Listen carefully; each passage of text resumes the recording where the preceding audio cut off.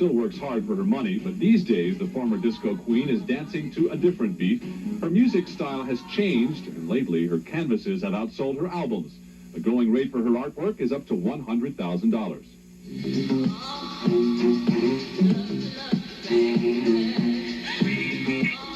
Summer's career as a recording artist began in the mid-'70s. She released the breathy, erotic song Love to Love You Baby while touring in musicals in Europe. The dance song became a hit, disco became a phenomenon, and Donna Summer became the disco queen.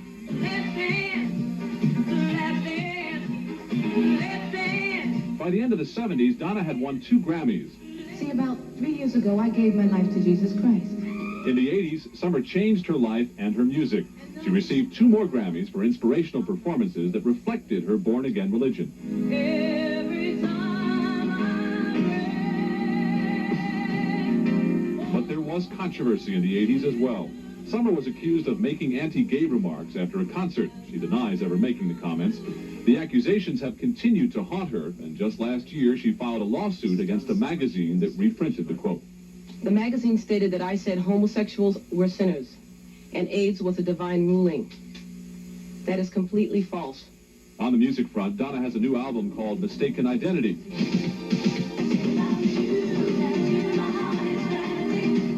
And just last month, she received her star on the Hollywood Walk of Fame. But as Donna tells our Jennifer Valapi, the disco beat that made her a star is, in her mind, a distant memory. You actually first started singing in church, right? And I understand there was a time when you were about 8 years old when you looked out and saw your parents crying.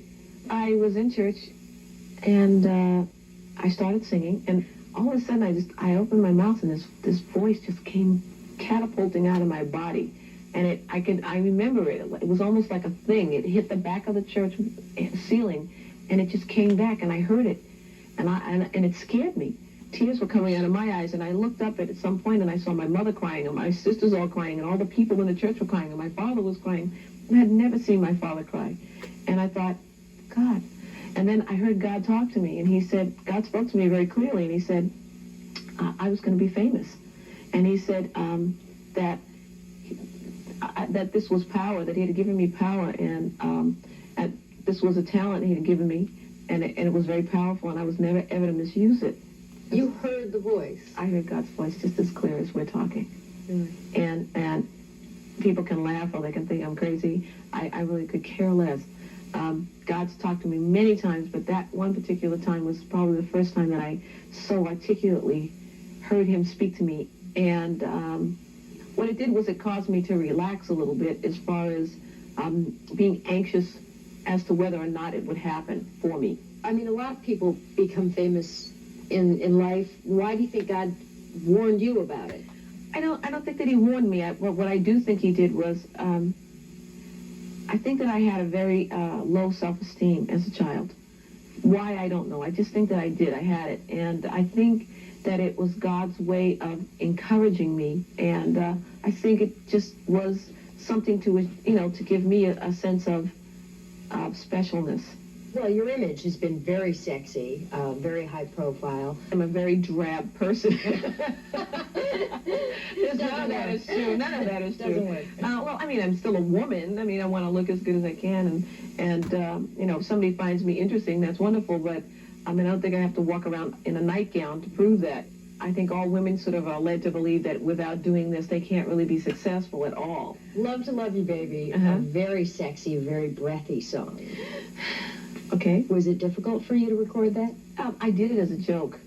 I did it really very tongue-in-cheek when it was actually done, and I never, ever thought that record would stick. I did it, actually it was never meant to be a record. It was a demo, and all the breathing and all of that stuff was meant to be basically a place where they were supposed to put words. So the original song was, I think, about 3.5 minutes, and they said, please, could you extend this to about 18 minutes? So we went back in and we extended that to 18 minutes, and yeah, it was kind of embarrassing. It got banned in London, and I think that was kind of the turnaround. People started buying it like crazy, and then they started importing it to America, and then Americans brought it out. Were you at all prepared to handle the kind of success you achieved? I was raised very religiously, and I think that all of that basis keeps your feet on the ground. And, like most kids, I, in the 60s, was, a hippie, and I rebelled, and I was in hair, and I was out there, and, doing whatever. And in the 70s, I realized that I couldn't keep that up. And that was the same time that my records were starting to take off.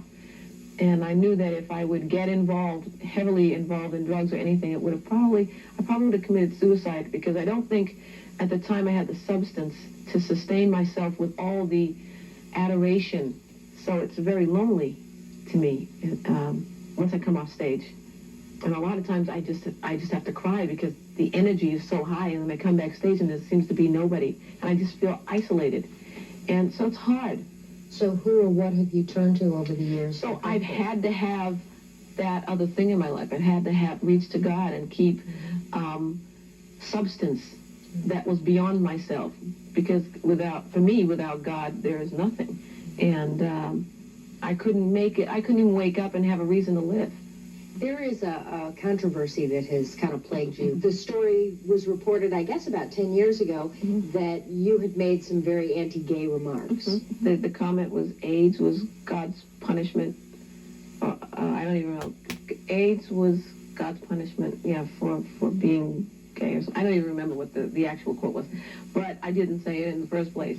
And if I had been convicted of committing a crime, I would have gone to jail, and I'd be out by now. I just won't stand for it anymore. I'm tired of it. What kind of hardships have you endured as a result of this controversy? Oh, bomb threats. I've had, physical threats against my life. First of all, just to be treated like that, with that kind of hostility, is more than I can explain. It's painful. I want to end it. If I have to stop singing, I'll stop singing.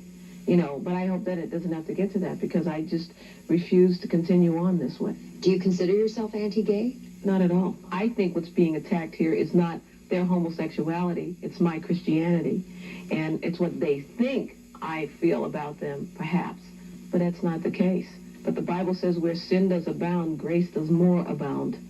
And so that means that the love of God is greater than everything.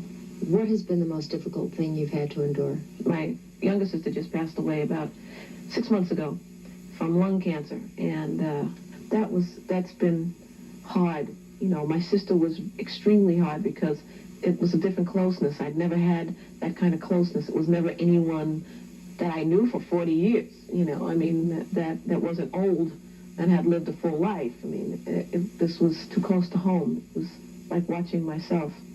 Going back to the 8-year-old kid that was singing in church that day, her perspective on the world, how has it changed? It's interesting, because I feel like I lost her for a long time. And only since my sister has passed away have I felt like I found that girl again. I'm in touch with things I haven't been in touch with in years, in myself. And there's a different value system that I'm able to deal with now that I haven't had in a long time. And I'm glad that I found it again. If you had to pick a title of either one of your paintings or one of your songs that describes your life, what would it be?